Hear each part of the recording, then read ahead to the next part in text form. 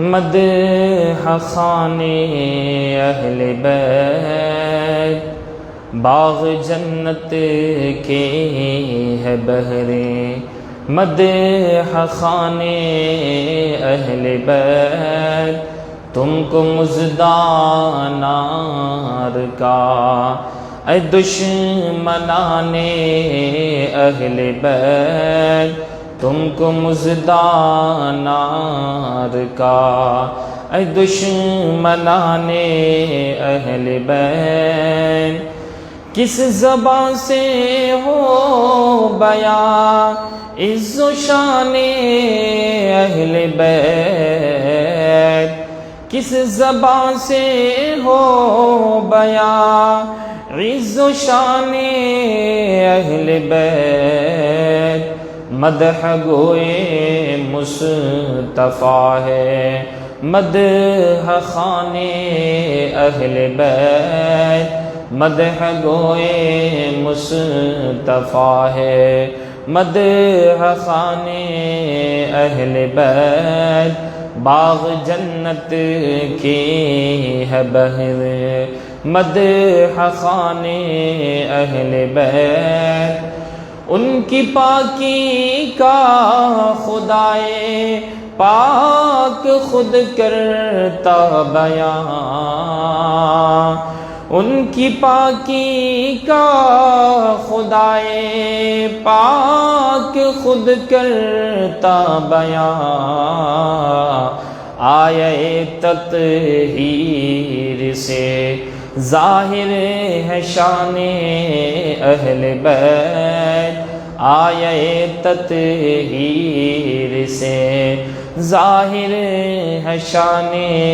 اہل بیت، تم کو مژدہ نار کا، اے دشمنان اہل بیت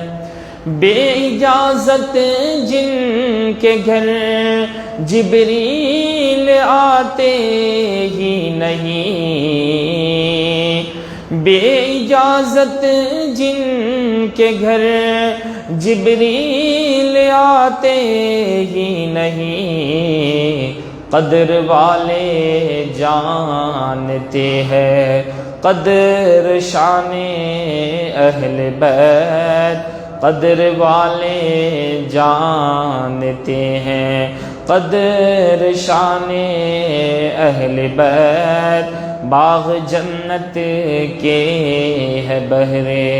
مدح خانے اہل بیت۔ اشعار تو بہت لمبے ہیں، مختصر میں مقطع کا شعر ملاحظہ فرمائیں۔ بے ادب گستاخ فرقے کو سنا دے اے حسن،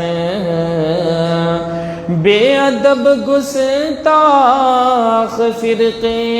کو سنا دے اے حسن، کہ یوں کہا کرتے ہیں سنی داستان اہل بیت، کہ یوں کہا کرتے ہیں سنی داستان اہل بیت باغ جنت کے ہے بہرے، مدح خانے اہل بیت تم کو مژدہ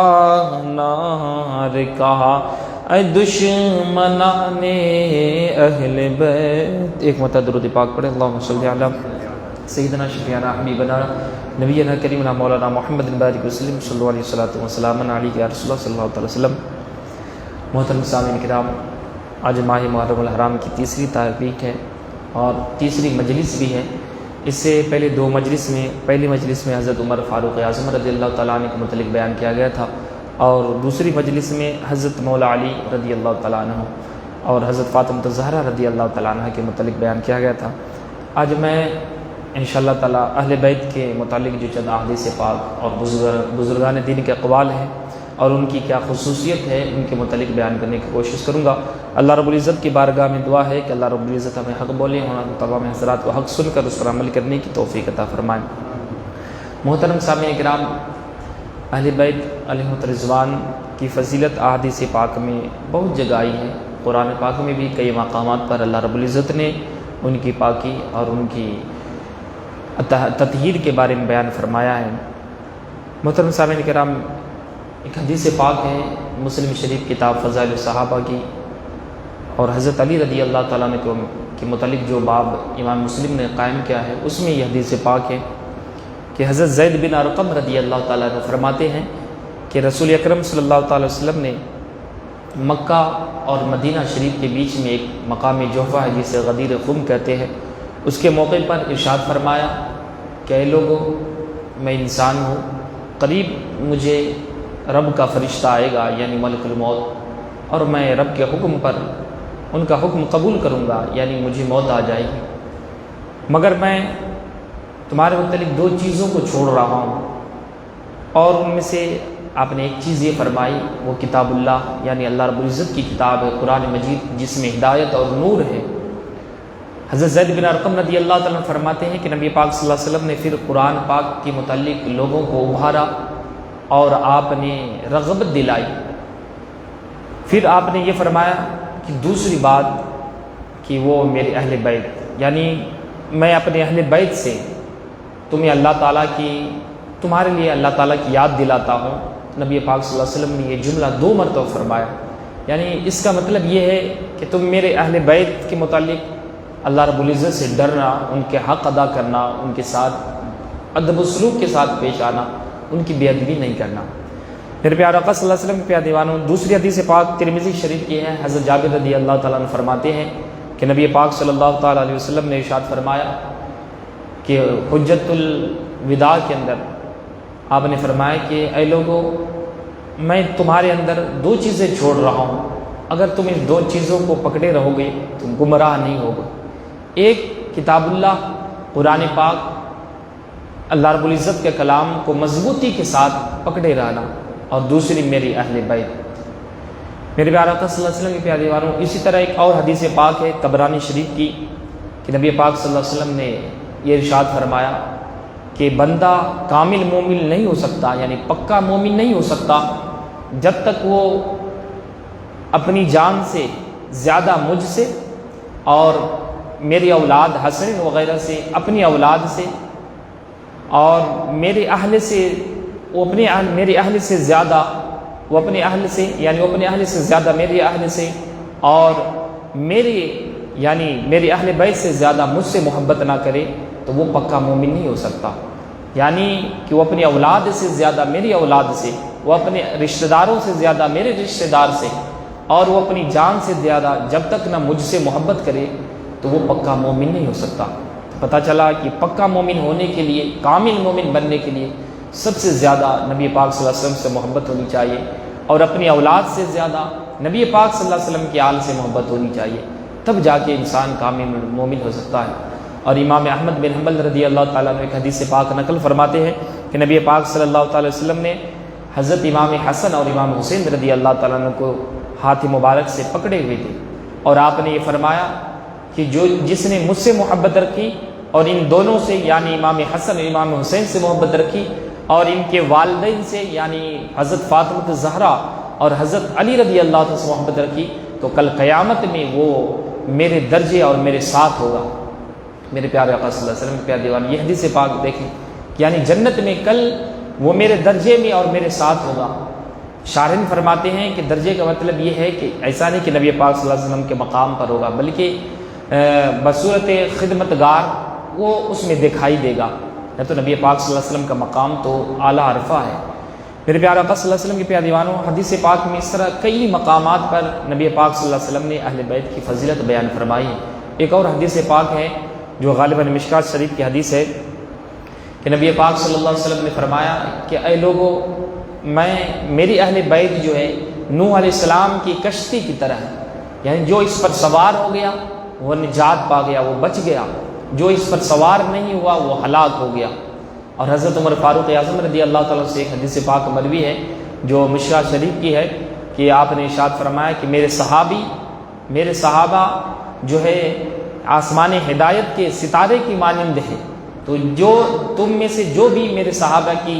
کسی کی بھی اتباع کرے گا تو وہ ہدایت پا جائے گا۔ امام فخر الدین رازی رحمۃ اللہ تعالی فرماتے ہیں کہ الحمدللہ کہ ہم اہل سنت و جماعت جو کشتی نوح یعنی محبت کی کشتی میں سوار بھی ہیں اور صحابہ کرام سے ہدایت بھی پاتے ہیں، یعنی ہم اہل سنت و جماعت ہیں جو اہل بیت سے بھی محبت کرتے ہیں اور صحابہ کرام سے بھی محبت کرتے ہیں۔ تو ہم کشتی نوح میں سوار بھی ہو گئے، اور کشتی نوح کا راستہ کدھر؟ وہ ستاروں ہی سے ملتا ہے کہ ستارے، کیونکہ لوگ پہلے کے زمانے میں جب کشتی پر سوار ہوتے تو وہ ستارے کو دیکھ کر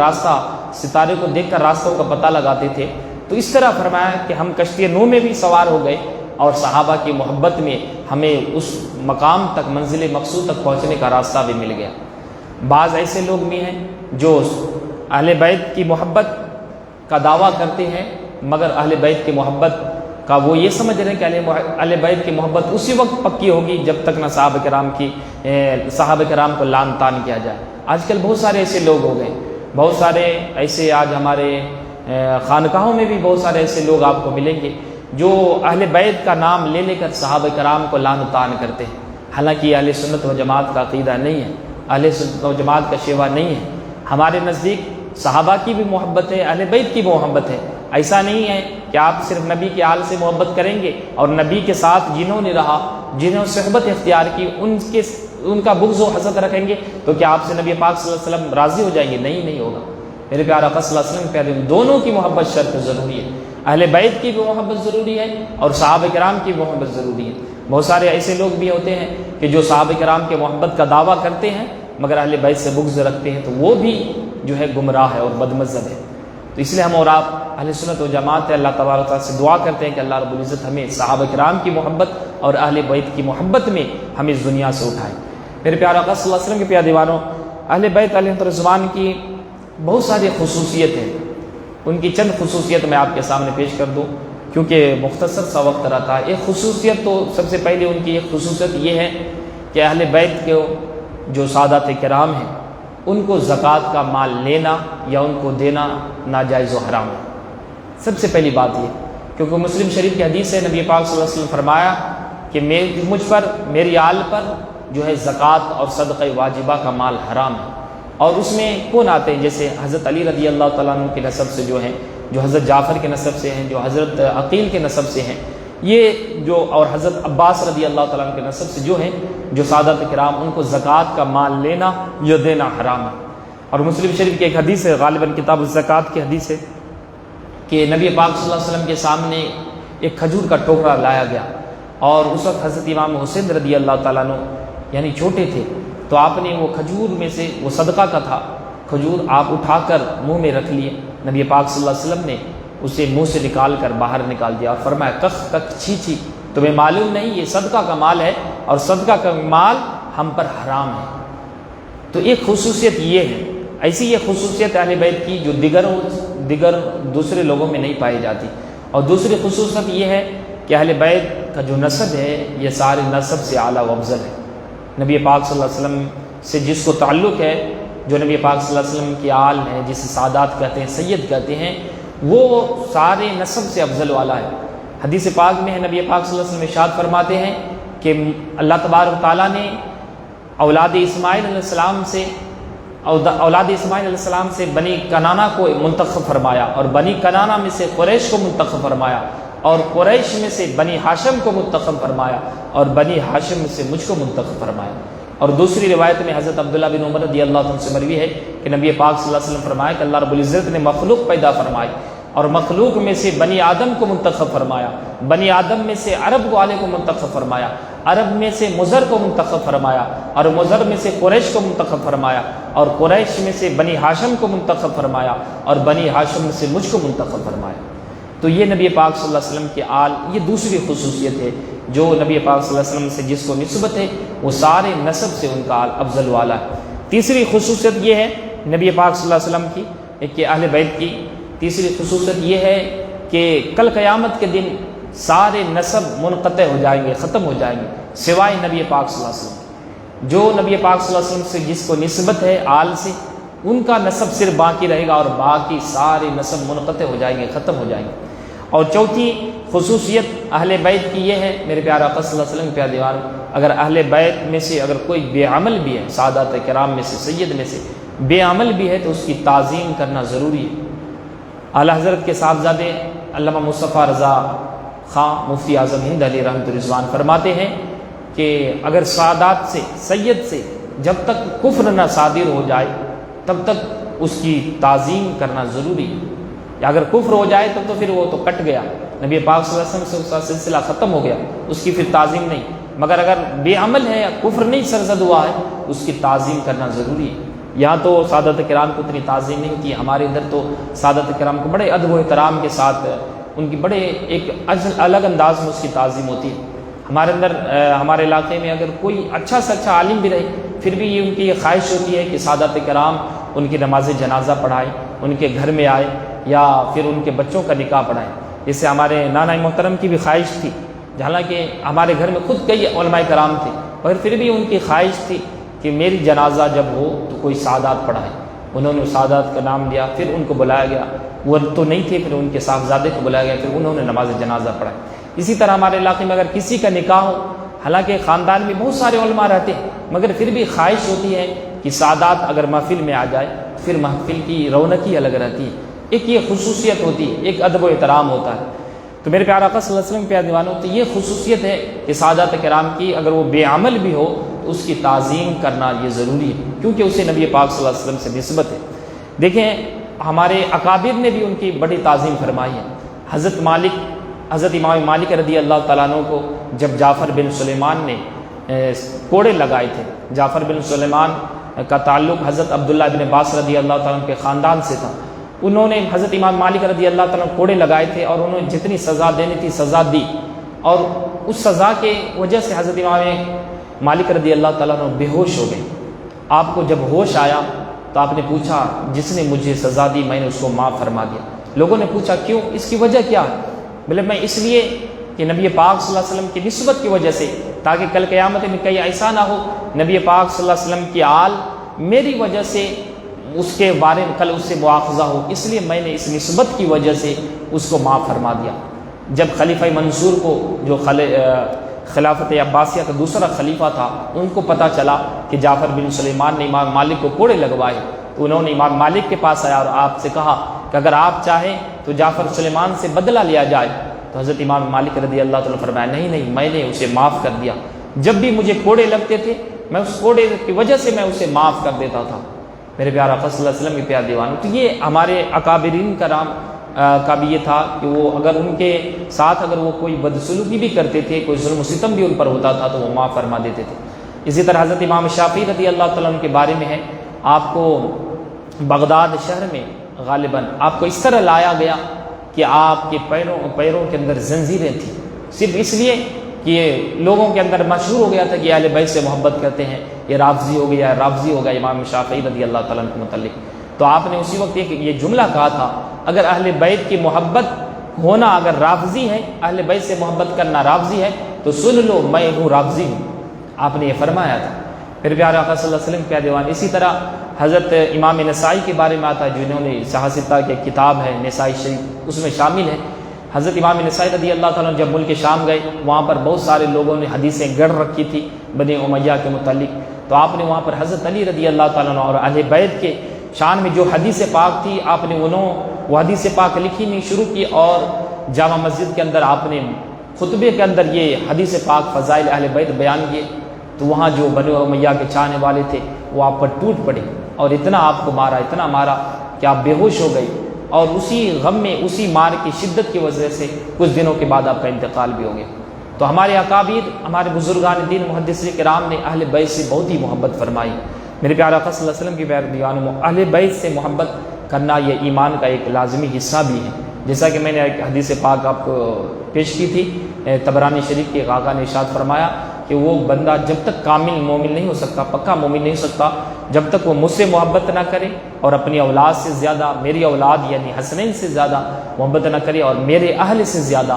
اپنے اہل، یعنی اپنے اہل سے زیادہ میرے اہل سے زیادہ میرے اہل سے محبت نہ کرے، تب تک وہ پکا مومن نہیں ہو سکتا۔ تو میرے پیارے آقا صلی اللہ علیہ وسلم کے دیوانوں، اہل بیت علیہ السلام کی اور بھی کئی خصوصیت ہے۔ ایک خصوصیت یہ بھی ہے کہ علماء کرام لکھتے ہیں کہ اگر کوئی اس دنیا کے اندر سادات کرام سیدوں کے ساتھ اگر اچھا سلوک کرے گا، اس پر احسان کرے گا، تو اللہ تبارک و تعالیٰ کے پیارے حبیب صلی اللہ علیہ وسلم کل قیامت کے دن اس کا بدلہ عطا فرمائیں گے، اس کا اجر عطا فرمائیں گے۔ تو یہ بھی بڑی خصوصیت ہے۔ اور ایک خصوصیت یہ بھی ہے کہ سیدوں کا لفظ جو ہے عرب کے اندر اور خاص طور پر اشراف کا لفظ یہ صرف سادات کرام کے لیے بولا جاتا تھا۔ تو یہ بھی ایک خصوصیت ہے، اور بھی کئی خصوصیت ہے میرے پیارا آقا صلی اللہ علیہ وسلم کے ایمان، مگر وقت اس کی اجازت نہیں دیتا جو اس پر بیان کروں۔ انشاءاللہ تعالیٰ کل سے اور امام حسن امام حسین رضی اللہ تعالیٰ کے متعلق بیان کرنے کی کوشش کروں گا۔ اس تھوڑی دیر کے گفتگو میں کسی چیز کی طرف سے بولنے میں لغزش ہوئی جسے توبہ کرنا لازم تھا۔ اب تمام حضرات کو اللہ رب العزت کے بارگاہ میں گواہ بنا کر توبہ کرتے ہیں۔ استغفر اللہ ربی من کل ذنب وظلمت توب الیہ وما علینا الا البلاغ۔ کھڑے ہو کر صلاۃ و سلام